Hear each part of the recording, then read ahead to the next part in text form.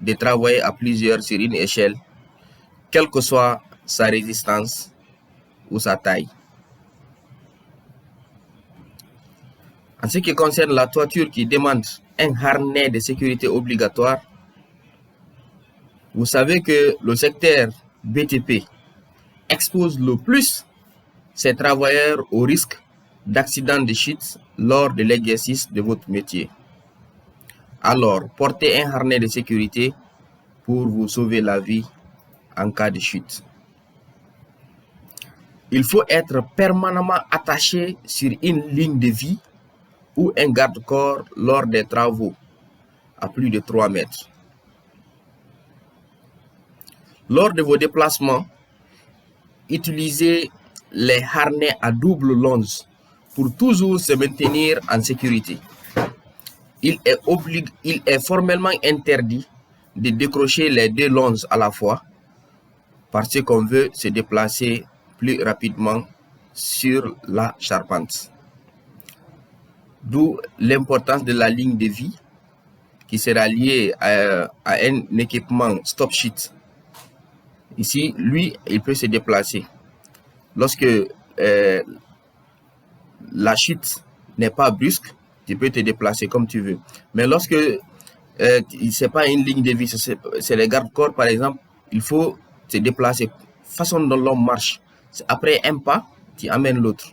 Donc les longes aussi doivent se déplacer de la même façon. Il ne faut pas rester à plus de 3 mètres, après tu décroches les 2 longes pour te déplacer. Donc tu es exposé au risque de chute qui peut amener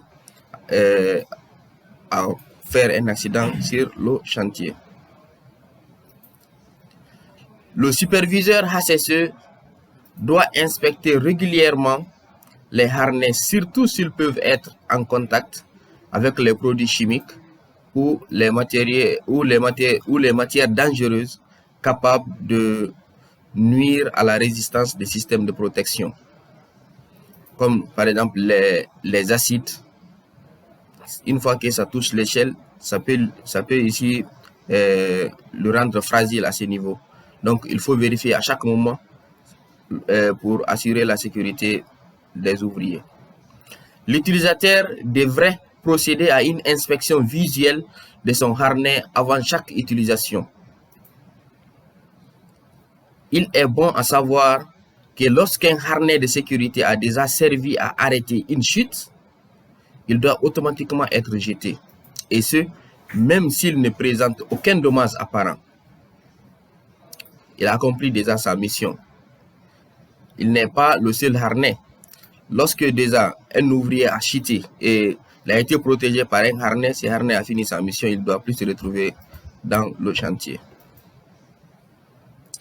Car des coutures des anneaux, des sangles ou d'autres éléments du harnais peuvent avoir été endommagés et risquent de ne plus garantir la sécurité du travailleur. Alors, soyez vigilants et attachés à notre objectif de 0 accident dans ce projet, car tous les accidents peuvent être évités.